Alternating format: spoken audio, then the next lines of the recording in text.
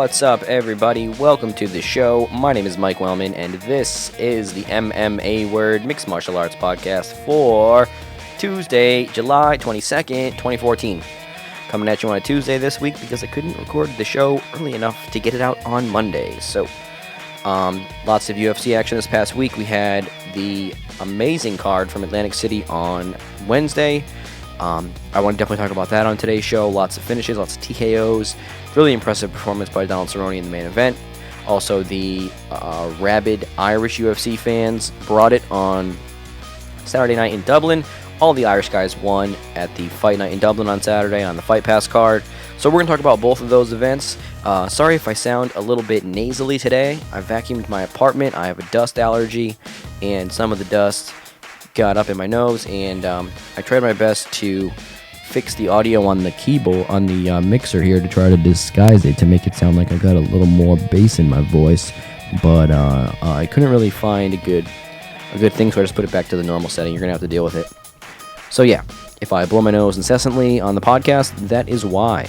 So, what do we got lined up for today's show? We are going to be recapping UFC Fight Nights 45 and 46. They're both in the books. I'm going to be talking about who had the most dominant performances and where everybody goes from here for those two events, especially Donald Cerrone and Conor McGregor, the two stars of the week.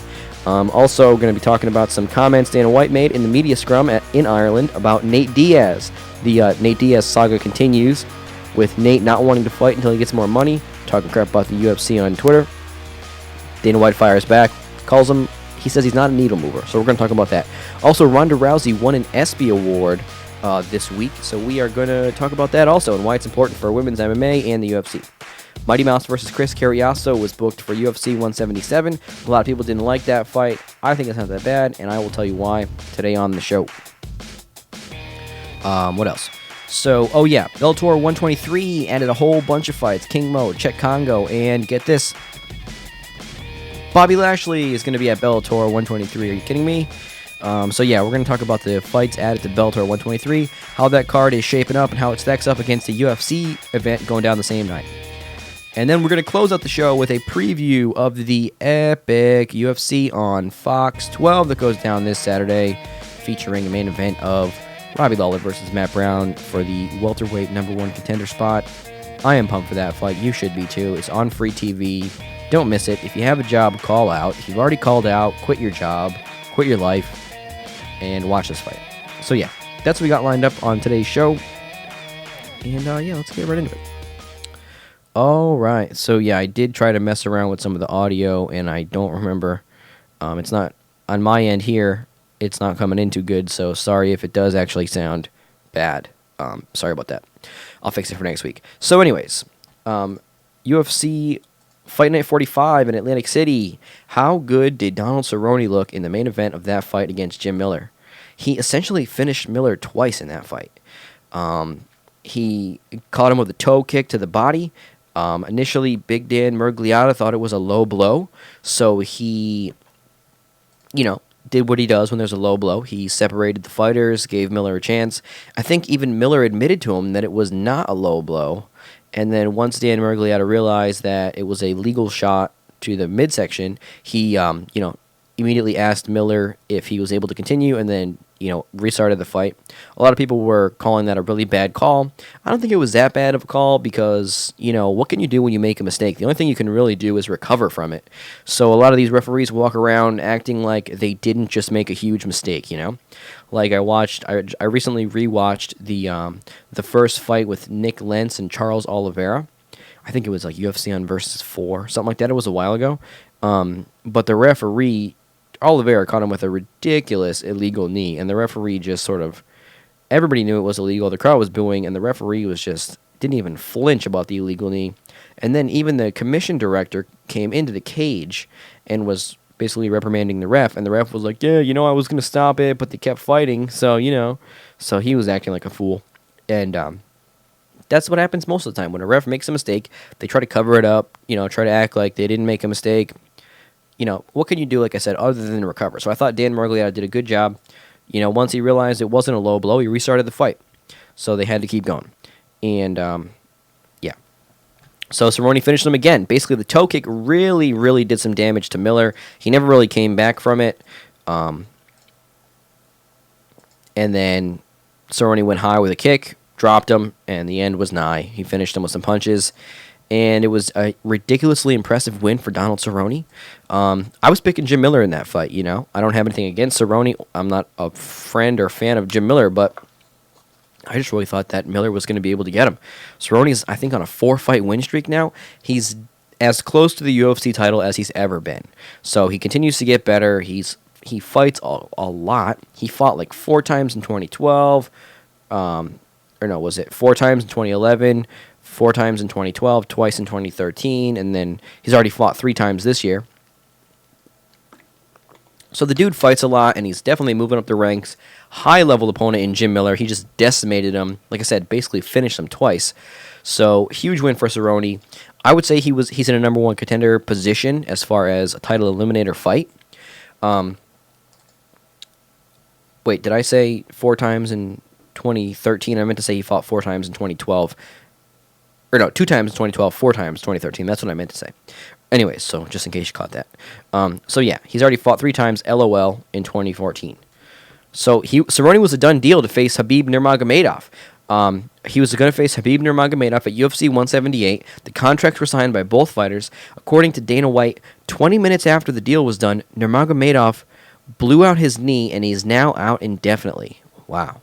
I wonder who they'll give Cerrone now. That was the fight to make. The winner of Miller Cerrone versus Khabib. Khabib is out. I mean, maybe they give him Josh Thompson if he beats Bobby Green on Saturday. But I know that Cerrone is definitely 1 win away from a title fight, especially now that Khabib is out. So yeah, what does this mean for Jim Miller? Miller only loses to the truly elite. Cowboy proved that he is among that class, but at the same time, not a good night for Jim Miller. He really got put away in that fight. I figured it was just going to be a war, and it was pretty dominant performance by Cerrone. So I don't know what Jim Miller needs to do to be able to get over that hurdle of beating the best in the world, because he can beat pretty much everybody outside of the top 6. I would say top 6 or top 5, but he's come up short a few times against Benson Henderson. Now Donald Cerrone. Nate Diaz beat him. So not a good night for Jim Miller. But a lot of other great performances at Fight Night 45. Edson Barboza in the co-main event with a huge kick to the body that just leveled Evan Dunham. Barboza fell off the horse against Cerrone, but that was a gunfight. He's got some mind-boggling finishes in the UFC, and he hits and he kicks so hard. Impressive stuff from Barboza for sure. He's sort of right back on the winning track. It's like he's either going to lose or he's going to win in impressive fashion. Barboza's not really going to squeak by anybody. He's going to put people away or get put away. So definitely impressive performance by Edson Barboza. Rick Story got a arm triangle choke win over Leonardo Mafra. Joe Proctor's hematoma.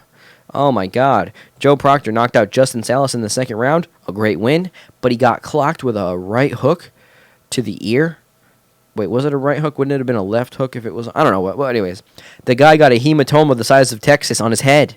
Okay, this was ridiculous. He got hit square in the ear. He already had a little lump on his ear, and that's what usually does it. So if you don't already know, usually what causes these gigantic hematomas is when you already have a little bump, you already have a little bruising, a little swelling, and then you get hit again in the same spot.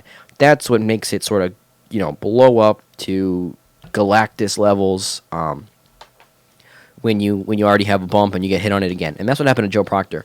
The size of his head, this thing changed the shape of Proctor's head. Okay? It looked like his head was diagonal like this. Like his hat, when you wear a hat, it kind of goes out from your head a little bit. It looked like his head was like this. It was just it was like an addition to his head. It was the biggest hematoma I've ever seen. Mark Hominick comes to mind with his from the 129 fight with Jose Aldo, but I think this one was probably bigger. He was fine, though. It was the pound-for-pound biggest hematoma, though. It changed the shape of his head, like I said already. Of course, the Lozon team in Proctor's corner told him that it was nothing. Of course it was nothing, right? These guys are from Massachusetts. A hematoma the size of Texas on your head, that's nothing. And of course, they told the doctor he was fine even quicker. I like the hostility from Team Lozon to the doctor, right? Now, I'm all about fighters, their corner, looking out for their safety and being able to throw in the towel and let the doctor look at them when they need to. But a hematoma is just a bump on the head. It's not indicative. It's usually not indicative of a broken bone or anything like that. It's just a big mass of swelling and liquid and blood and pain.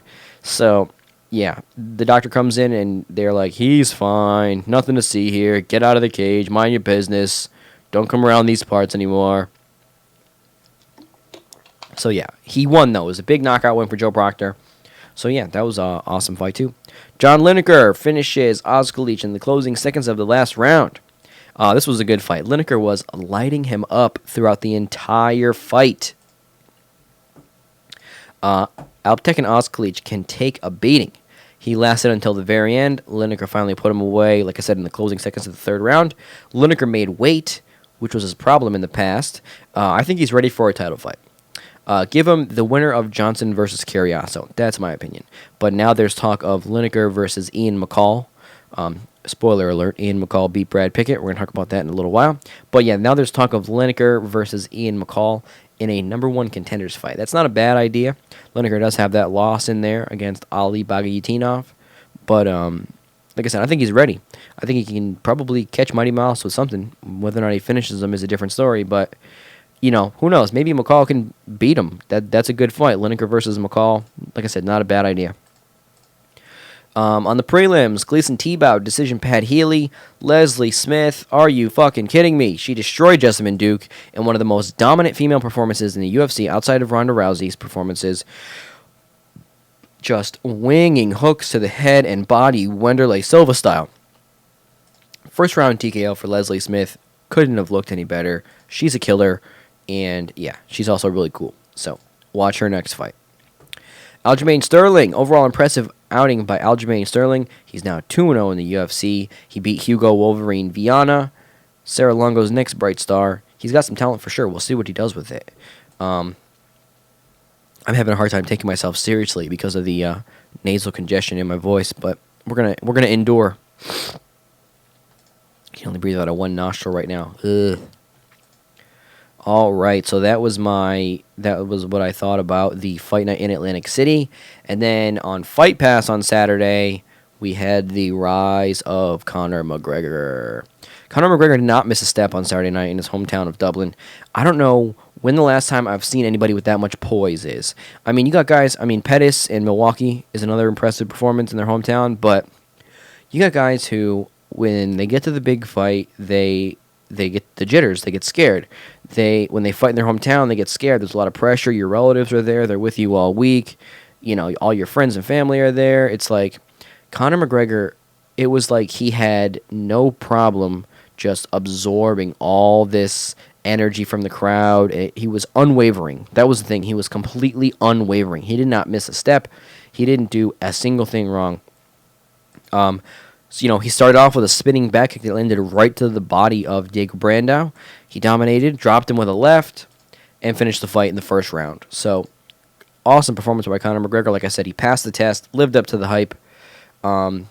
I still think he might get taken down in the future when he fights some of the higher-ranked guys. I'm not saying it's going to be over for him if he does get taken down, but that's the new test for him, in my opinion. I feel like he proved that he can strike. If you put him in there with a striker, he's got a good chance he can hold his own. But he needs a wrestling test, and I think he's going to get it pretty soon. To see who he can really stuff and how he recovers if he ever gets taken down by a guy like Chad Mendes or something like that. So, the crowd all night in Dublin was insane. Loud from the first fight. The event was worth it for Fight Pass. I always like watching the Fight Pass shows. I just like the pacing. The HD stream is always good. The only commercials are UFC commercials. The cards haven't been bad. This one was great. Solid for sure. All right, the future for Conor. Maybe Vegas. UFC President Dana White mentioned Las Vegas when incessantly asked about the possible locations for McGregor's next fight by the European MMA media.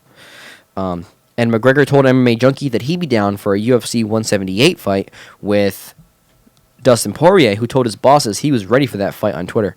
I just listened to the MMA Hour, and I heard the Poirier interview. Go watch that on Ariel's show, the MMA Hour. Dustin Poirier he's one of my favorite fighters because he talks the talk and he walks the walk, and you could tell he's for real, He's not somebody coming in here to, make money by talking up a fight or acting crazy or being flashy. When he says he wants to fight, he means it. So he said he'd rather fight Cub Swanson, in a number one contender fight because he originally took the first fight with Cub on short notice. He lost that fight. I think it'd be a good rematch, but the McGregor fight is probably more likely in the cards. So beyond that, for Conor, I think that if he makes it past the top guys and he gets to a title fight, he'll win the title. What I mean is the guys at featherweight right now occupying spots like 6 through 2 or 6 through 1 are just insane. So if he's able to win, obviously he's not going to get a title fight if he beats Poirier. He's going to have at least one more, maybe 2 more, probably 3 more, who knows. But if he earns himself a title fight and doesn't get fast-tracked to it, if he gets 2 or 3 more wins, provided these wins aren't against guys, in the top, out of the top 10, I think he'll win the belt, right? Because the guys on the way to the belt are just as bad for him as Aldo. I mean, Aldo he's not safe in the featherweight division. I mean, he's dominated, yes, but, you got guys like Chad Mendez. I think Mendez might be able to beat Aldo. But yeah, if Conor makes it to Jose Aldo, I think he's going to win. Who knows? Or the title, I mean. Jose Aldo might not have the title, and then he has to fight Jose Aldo to get to the title. Who knows? That might be interesting. But, yeah, like I said, if Conor makes it to the title, I think he can win. Because the pressure of a title fight, it won't get to him. If the pressure of the loudest UFC crowd ever in your hometown doesn't get to you, after a year-long layoff, nothing will. So, yeah. Enough about Conor McGregor. In the co-main event, Gunnar Nelson won by second round rear naked choke over Zach Cummings. The punches he landed from back mount right before he choked him out, oh my God, those are brutal and so precise. Just hammering him to the body and around to his face. Those are the types of punches that allow you to advance your position. A lot of guys, when they're grappling, they try to do these pitter-patter punches when they're trying to pass or get a submission. Gunnar Nelson effectively could have finished that Cummings. These are the kind of punches that you throw, and your opponent cannot endure more than 1 or 2 of them, and they have to move their body. They have to do something. They have to move, and he was clocking them with them. So, always impressive. Gunnar Nelson remains undefeated. He's 13-0-1. I think a fight with either Rory McDonald or Tarek Safadine would be appropriate for Gunnar Nelson. I think Gunnar is farther along in his division than Conor McGregor is at featherweight. Maybe. I'm interested in how far Gunnar Nelson can go in the welterweight division. I think he's up there, man. I think he can make it, It's going to be interesting. Welterweight is another division full of killers. And who knows? Maybe Gunnar is better than all of them.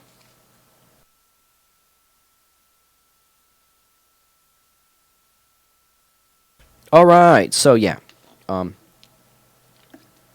I think that once he gets in there with the top guys, he's going to do exactly what he's been doing, which is just go in there, just a silent but deadly killer, He's got to do it against a guy higher up in the rankings to really show everybody, but I think he can. His grappling is amazing. I think there's just something to him. He just gets fighting, and he gets being in a fight. Like some guys, they have great striking, but they don't know how to be in a fight. Think Uriah Hall. Sometimes anyway. Donald Cerrone is another one. Rashad Evans. These guys are high-level fighters. It's just sometimes when they're in there, they make regrettable decisions. Overeem's another one. He gasses out, puts his hands down. A lot of guys, but I think Gunnar Nelson just understands every second of being in a fight, and he is completely in that situation every second of the fight, if you know what I mean. So, all right. Also on the main card in Dublin, Ian McCall uses his speed to cruise against Pickett. McCall looked awesome. Once he started to time Pickett's attacks, which were just bombs, just throwing bombs, he was able to land on him, get in, get out, land on him and get out, land on him and get out, Good win for McCall. Like I said, I heard he's going to do the Lineker fight. Again, just talk of that now. But Ian McCall, John Lineker, that's the fight to make. This is why McCall's ranked so high, even though he's only got 1 win in the UFC. because he really is an elite fighter, and he only lost to the truly elite. Elite. So, yeah. Norman Park TKO's Katani in the second round. So Park looked good. He's just got to keep racking him up. Lightweight is a crowded division. He's worthy of a more well-known opponent for sure at this point. I think he's got 5 wins or 4 wins in 5 fights, something like that. He called out Diego Sanchez, which was awesome. I like that call out, and I don't hate the fight. So that's a good thing. I think it was, you gotta you gotta call your shot, man. If you want to fight Nobutatsu or what's his name, Kazushi Tokudome, whatever that guy's name is, if you want to fight guys who are on their way out of the UFC for the rest of your career and be an afterthought on the undercard, don't call anybody out. But if you want to make it somewhere and you are getting these wins, call somebody out. Call it Diego Sanchez. Call him a punk in front of your home country. Well, not really your home country, but because he's from Northern Ireland, but. All right, so some notes from the prelims. Latifi defeats Chris Dempsey by first round TKO. Watch out for Ilir Latifi. He swept him after a kick, drilled him with a punch. He's a good addition to the light heavyweight division. Like I said, watch out for him. Neil Seary got a win in Dublin. Seary beat Phil Harris by TKO. Man, you'd have to think that Phil Harris might be cut after these fights. He just keeps losing. Seary said he'd be back to work at his job on Monday, working in a warehouse. Nikita Krylov. Okay, have to give credit where credit is due. He TKO'd Cody Donovan in the last 3 seconds of the first round. He's getting better, I think, since he fought Paleli and OSP. He fought those guys maybe a little too soon. He's only 22. He's got time to get a little better, maybe. So, yeah. So that's what I thought of the fights in Dublin. They were pretty good. Crowd was insane. And yeah, I've got a lot to look forward to from the winners of that card and also Atlantic City. All right, so like I said earlier, Ronda Rousey won an ESPY award for Best Female Athlete. This is a big deal. She is the first MMA fighter to win an ESPY, and it wasn't Best Fighter. So she won a mainstream sports award based on criteria that goes beyond the scope of the MMA landscape. It's a fan-voted award, but still. The Best Fighter award should go to the person, in my opinion, that is perceived to beat the crap out of everyone else that's nominated. That's one of the unique things about fighting, is that it's sort of the ultimate decider, Like, who's the best fighter? Well, that question is very easily answerable. Have them fight, With sports, team sports, everybody's got a different position, Are you better at football than the best quarterback in the league? If you're the best defensive tackle in the league, are you better shortstop versus a guy who's a better hitter, who's a outfielder? All these team sports have different positions, so you can't really go one-on-one in a baseball match to see who the better baseball player is. I mean, you can do like a hitting thing, who can shoot the most home runs, but you know what I mean. Basketball, you kind of can. Other sports, you can, but still, fighting is unique because it's all about who can kick the crap out of who. Right? So, and in my opinion, that's who should get the award for Best Fighter. And that's Jon Jones. He's the best fighter. He's a better fighter than Floyd Mayweather. Would Jon Jones beat Floyd Mayweather in a street fight? He would. Yes, it's a different sport. Yes, he's 1,000,000 pounds heavier. But hey, man, this is Best Fighter. This isn't some subcategory, Best Fighter above a certain weight, Best Fighter below a certain weight, So, in my opinion, Jon Jones should be the best fighter in the ESPYs every single year. And they don't. I tweeted this out. They don't have an ESPY award for best athlete in a ball sport, meaning only a sport where there's a ball involved, or best athlete on a team. So this whole best fighter thing, there should be a best MMA fighter award. Boxing and MMA are not the same thing. If I'm not allowed to say would Jon Jones beat Floyd Mayweather in a fight, then they're not the same thing. If I could say would Peyton Manning throw more touchdown passes than I can't even think of a second quarterback in the NFL. That's how little I know about football. Quarterback versus quarterback, Mark McGwire versus Sammy Sosa in a home run contest, a shootout in the World Cup, penalty kicks, whatever. You can find that out, right? It's feasible. One guy could kick a ball, another guy could kick a ball, and they're, not unevenly matched, right? But whenever this MMA versus boxing argument comes up, it's always, well, they're two different sports. It's not the same thing. They would each win in their own sport. Okay, great. So why do we have Best Fighter at the ESPY Awards, right? If football and basketball are different, so is MMA and boxing. That's it. So my opinion is there should be a Best MMA Fighter award, and that John Jones should be winning Best Fighter, period. Or Ronda Rousey. But, yeah, Ronda Rousey won an ESPY. MMA getting an ESPY through Ronda Rousey. So, that's a good thing. All right. Before we go any further, we got some stuff to talk about. We're going to talk about Bellator 123 and the new fights added to that. Then we're going to talk about Mighty Mouse and his upcoming title fight. Then we're going to talk about Dana White. Then we're going to preview UFC on Fox 12. Kaboom. But we will be right back. I'm going to take a break, and stay with us. Don't go anywhere. I want you to hit me as hard as you can. Somebody hit somebody!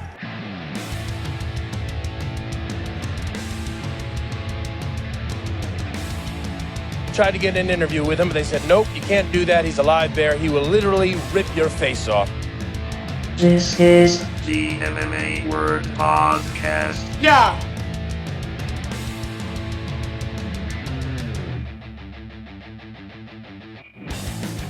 I don't know what kind of funny show this is, man. Like, Mike acting silly, but I'm not impressed by your performance. Hide your kids, hide your wife, hide that UFC belt, baby. Somebody get it. I took his belt like a gangster in the night. I need to put people away. I need them big fights. I want 5 rounds. I want a rematch. I try to say what's up to him, and he slaps my hand out of the way and calls me a punk ass and walks off. Yeah, he shouldn't have done that. They're selling y'all wolf tickets, people. You're eating them right up.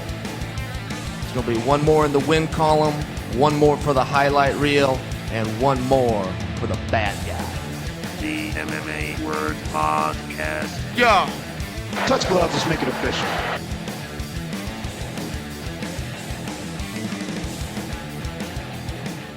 Touch gloves, let's make it official. Okay, back on the MMA Word.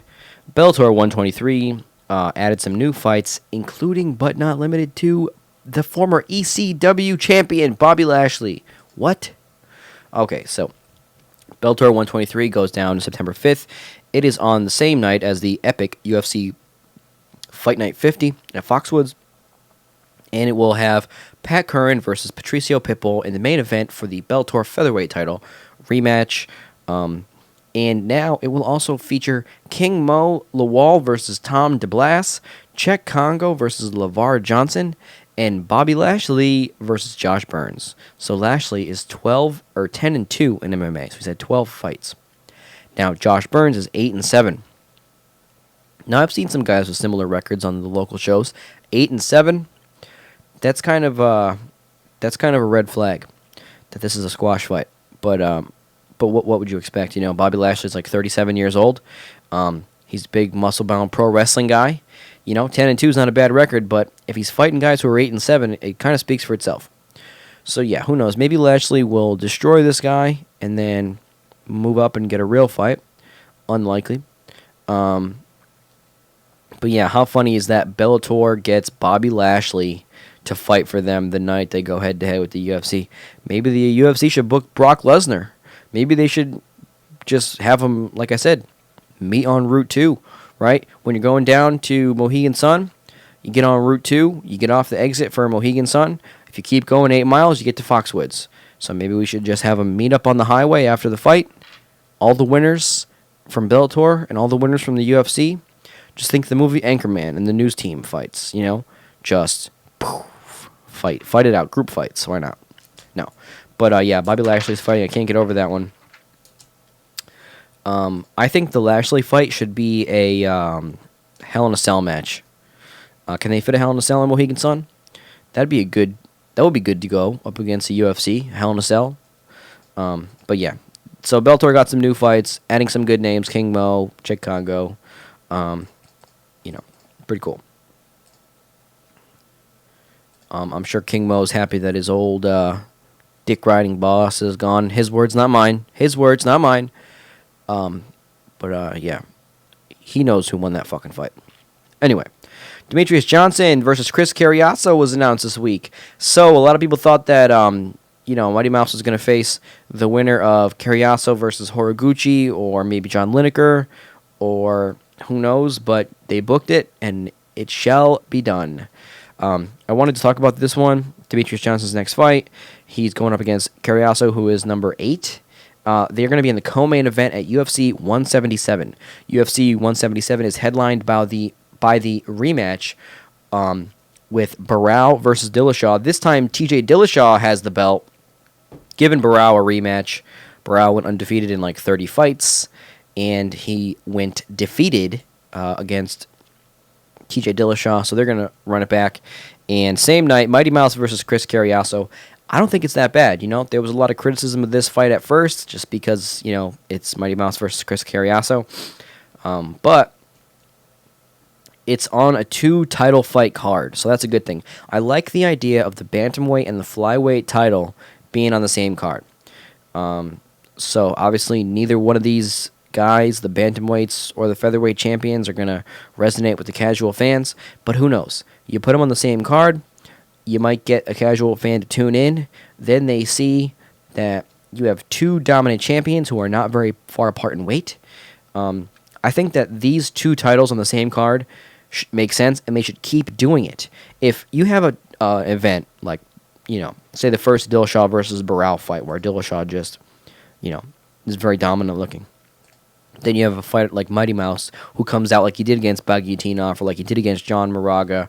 If 2 dominant champions at 125 and 135 keep winning on the same cards, people will call for a super fight, right? So you see Mighty Mouse winning every time. Right after that, TJ Dillashaw wins every time. These guys are not that far apart in weight. Let's have them fight. That's what the fans are that's the logical conclusion, Same thing when they had, if they ever, like with the welterweights, you have a good welterweight fight in the co-main event, winner looks good, then you have a title fight, you're thinking, okay, let's match these 2 guys up. So I think it's a good way to generate interest, sort of a combined interest in the lighter weight classes by having them on the same card. But that's just my opinion. But the fight itself, it's not, I don't think it's going to, it's not going to move the needle. Speaking of which, Nate Diaz, right? So we all know what's going on with Nate Diaz. It all started when Gilbert Melendez got signed with Bellator. Gilbert Melendez was supposed to re-sign with the UFC. He got a better offer from Bellator, right? And then the UFC matched that offer. Now El Nino is getting a lightweight title fight, getting tons more money, getting opportunities on Fox Sports, and I'm pretty sure he's got pay-per-view points at a low number, right? That's at least what was in the Bellator contract, so you'd have to imagine it's in the matched UFC contract. So fellow lightweight and friend of his, Nate Diaz, who had just signed a contract of his own, didn't like his contract anymore, right? He saw how much money Nick Diaz was getting paid to fight, and he saw the deal that Gilbert Melendez got offered. So what does Nate do? He kind of goes on a sabbatical. He says, "F you, pay me" on Twitter one day a while back. Then he says something like, "Some people suck too much." Spoiler alert. I'm about to say the word dick. UFC dick. Hashtag UFC dick is what he said on Twitter. And they wear cowboy hats is what he also said. So basically he was saying that Donald Cerrone, sucks hashtag UFC dick. But anyway, so he's insulting 2 fighters and to his employers on Twitter. He doesn't want to fight. His manager, Mike Kogan, has said in the media that they want to sit down with the UFC and renegotiate, and the UFC is not biting. They don't want to renegotiate. They want Nate to fight out his current contract. They removed Nate Diaz from the rankings a few months back. That prompted this whole condemnation of the rankings process, because it was only like 7 months since he last fought or something like that, and he was getting removed from the rankings for turning down multiple fights, is what the UFC.com page said about that. So yeah, that's the backstory with Nate Diaz. Dana White fired back this week. First, he said to UFC.com that he can sit out his whole career if he wants to. Like, this thing's going to keep going. He said that in the past too. This thing's going to keep moving with or without the Diaz brothers. Now, they both have different situations. Nick Diaz just made enough money fighting in a few big fights recently to retire, essentially. He doesn't like the judges in MMA. He doesn't like the wrestling in MMA, so he doesn't want to fight. Although he's been going to fights saying he does want to fight, but he hasn't told the UFC that, so there's no official, time frame for Nick Diaz. But Nate is just wants more money. F you, pay me. Now, I don't have a problem with a guy wanting more money, right? So that's fine. if Daniel Cormier said on Twitter, I got a lot of respect for the UFC, but until they give me some more money, I'm sitting out, or if another high-level fighter, like, say, Tim Kennedy, he's been vocal about the UFC's pay in the past. Just any respected fighter, if they went about it in a respectful way, like Brian Stann when he said he retired because of too many guys being on PEDs, We don't understand where he's coming from. We know who's on PEDs, or we can speculate. So basically, the bottom line of what I'm saying is that if Nate Diaz, he's obviously not going to be very respectful. It's not his nature. But if he said it more eloquently or through his manager that, I'm not getting paid enough, so until that changes, I'm not fighting. So if that were to be the case, then he'd have a lot more leeway as far as fan approval, the fickle MMA fan base, but which doesn't include you listening to this, of course. But he didn't, he's insulting the UFC.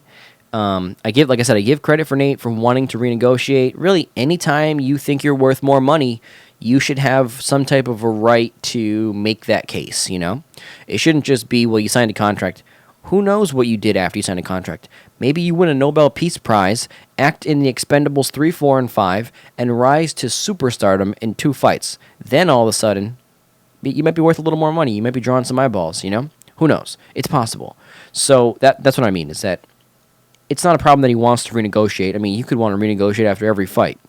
But, I don't know how much he makes, but he felt that he should be paid more, and that's not a bad thing. The UFC dick thing and talking shit about your boss isn't going to get you paid. I'll say that. Who has ever legitimately talked crap about the UFC and gotten money out of it from the UFC? That's a good way to make the UFC leave the negotiating table, You think in those one-on-one meetings you see on UFC Embedded with John Jones going to the Zuffa headquarters, that he's in there calling the UFC, a bunch of names? No. They're very respectful, and deals get done professionally, and, if you want to fight, you got to fight. You're not going to make more money until you fight, and it's, the ship has sailed on Nate Diaz getting a renegotiation. People have cooled off on him. It's been a long time since he fought. The likelihood of the UFC, like Dana White said, if this was George St. Pierre, they would move heaven and earth to negotiate a new deal. If he just up and decided that he was unhappy, but it's not. It's Nate Diaz. And Dana White said he doesn't move the needle. So he doesn't move the needle. Does he move the needle? He had the 3rd lowest Fox show against Jim Miller, main evented against Jim Miller. Below that was the Shogun versus Brandon Vera fight, and one other one, I can't remember. But he also had like the 2nd highest when he fight night when he beat Gray Maynard, I believe. Yeah, when he fought Gray Maynard, that was a highly viewed fight, and when he fought Jim Miller, that was a very low amount of people that watched it. So he kind of had the upward one and then also a bad one. So as far as moving the needle, it's all he said, she said, But the UFC's not going to bend over backwards for Nate Diaz, that's for sure. Okay, moving on.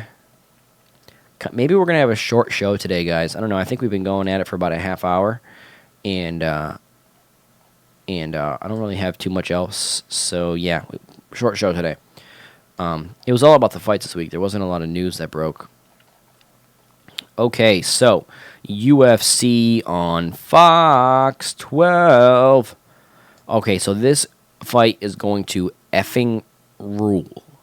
The main event, Robbie Lawler versus Matt Brown. Winner gets Johnny Hendricks. Maybe. Sounds like Hendricks will be out until 2015. So yeah, let's get into the main event. Number 1 ranked Robbie Lawler, who's 23-10 and 1 no contest, takes on number 5 ranked Matt Brown, who is 21-11. Lawler defeated Jake Ellenberger by 3rd round TKO at UFC 173. Prior to that, he lost in a very close fight for the welterweight title against Johnny Hendricks that went the distance. He's looked amazing since his return to the UFC. Lawler trains at American Top Team, and Matt Brown trains at AMC Pancration. or AMC MMA, I think is what it's called now.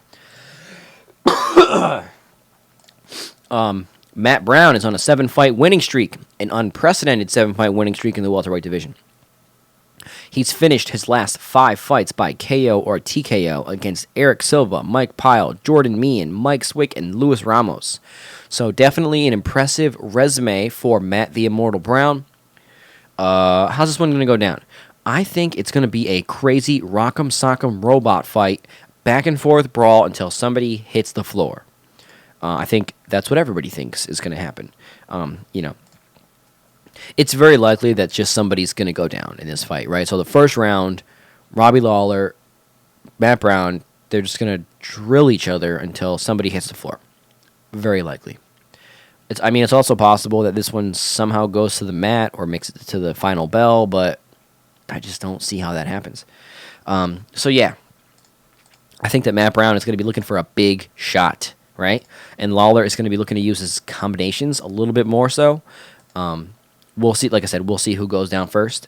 I'm going to pick Robbie Lawler in this one. I just feel like his power is, well beyond most welterweights. He's got the punching power of a light heavyweight. His punches are similar to what you used to see out of guys like Shogun and Dan Henderson. So yeah, that's going to be an awesome fight. Fight of the year candidate. When you have the phrase on paper, this is fight of the year. When we all look, when they announce a new fight, we go, ooh, that's good. Or in the case of like Mighty Mouse versus Carriasto, we go, that's not that good. But this one, people were going insane when this fight was announced. It's going to be awesome. It's on free TV. Hopefully it resonates. Like I've been saying on this episode, that's the word of the show, resonates.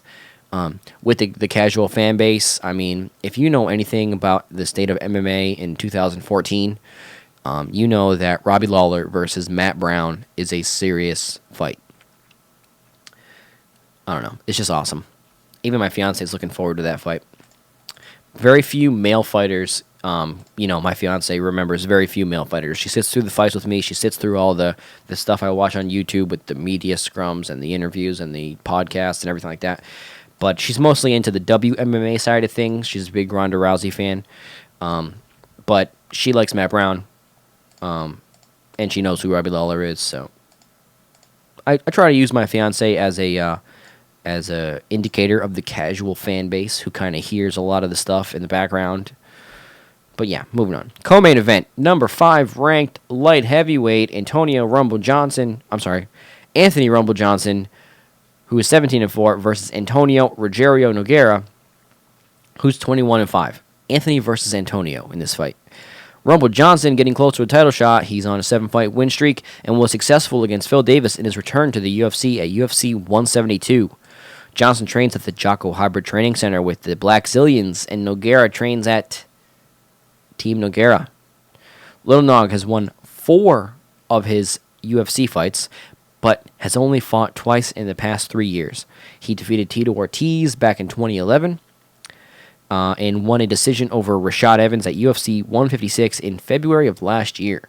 So that was his last fight, February of last year. He hasn't fought in like a year and a half because of lingering and nagging injuries. I believe he had a arm injury and a pinched nerve in his neck. I could be wrong about the arm injury, but I know he had a pinched nerve. Nogueira is a world-class boxer as far as, MMA standards go, and is going to need to use his footwork and combinations against Rumble, who's going to basically try to take his head off, right? Does anybody question what Anthony Johnson's strategy is going to be in a fight? I mean, he's fighting at 205. This isn't 170. This isn't 185. Everybody knows, he's fought at heavyweight too. Everybody knows his game plan is going to be to mess you up bad, right? Like, what else is there to Rumble Johnson's game? I'm not saying he's not well-rounded. He can keep the fight standing. He's got good takedown defense, stuff like that. But I'm saying he's so good at it that he doesn't need to keep it a mystery. Like certain guys are like that. Certain guys, exactly what they're going to do or what they're going to try to do. Like Brock Lesnar, he's going to try to take you down. Lyoto Machida, he's going to try to kick you in the head. Chuck Liddell, he's going to try to punch you hard, and not make any... not hide that fact. And Rumble Johnson's the same way. He puts his hands on you, you're going down. So, and it's very possible that I just think he's going to beat everybody, to be honest. I think Rumble Johnson's going to beat everyone in his way up until he gets to a title shot. So, I'm going to pick Anthony Rumble Johnson. Oh, in the main event, I'm not sure if I said this, I'm going to pick Robbie Lawler. Skeptically, I'm going to pick Robbie Lawler. I love that fight. I don't really want to make a pick, but I also don't like being indecisive. So, Robbie Lawler in the main event, Anthony Rumble Johnson in the co-main event. This isn't rocket science making these picks, you know? I'm sure you're picking the same guys. And if you're not, you're just a fool. Just kidding. All right, so yeah. I'd favor Rumble Johnson because he's been blasting fools and he looks unstoppable. So, also on the main card, this is a really good fight. Number 7 ranked Clay Guida, who is 31-11, versus number 11 ranked Dennis Bermudez, who's 14-3. Guida is coming off a unanimous decision win over Tetsuya Kawajiri in April. Prior to that, he got TKO'd by Chad Mendez. Guida trains in Albuquerque with Team Jackson Winklejohn, and Bermudez used to train at Blackman MMA, Steve Blackman, if you know who that is, the Lethal Weapon, Steve Blackman. Now he trains at Long Island MMA. I think that's what it's called. Just watch the UFC Road to the Octagon. It's a Fox show, so they have a Road to the Octagon show, so watch that. Bermudez is looking for his 7th win in a row. He's coming off a 3rd-round TKO for Jim Hedis at UFC 171 in March. That's impressive. Bermudez is on a 6-fight winning streak. That just goes to show you how difficult it is to get a title fight in some of these divisions. He's on a 6-fight win streak. You know who he gets? Clay Guida. That is a good way to get your winning streak nullified. You know? Because what's Guida going to do, right? He's not going to stand and bang. That's not his game plan these days. He's going to grind it out. He's going to get you against the fence, get you on your back, just pressure you. It's all wrestling with Clay Guida these days, and I don't think this fight's going to be any different. Bermudez has some power, though, for a featherweight. I'm going to pick Bermudez, but Clay is going to look to grind this one out, like I said, I think. So it's very possible Clay Guida just puts on what Ryan Bader calls an ugly fight and wins. But I'm going to go ahead and pick Bermudez to keep the streak going, keep the streak alive. All right, so opening fight on the main card. Again, the prelims are on Fox as well, so that's a treat. The prelims are actually on Fox. You don't have to have Fox Sports 1 or Fight Pass to watch some of these prelims. But anyways, first fight on the main card on UFC on Fox 12.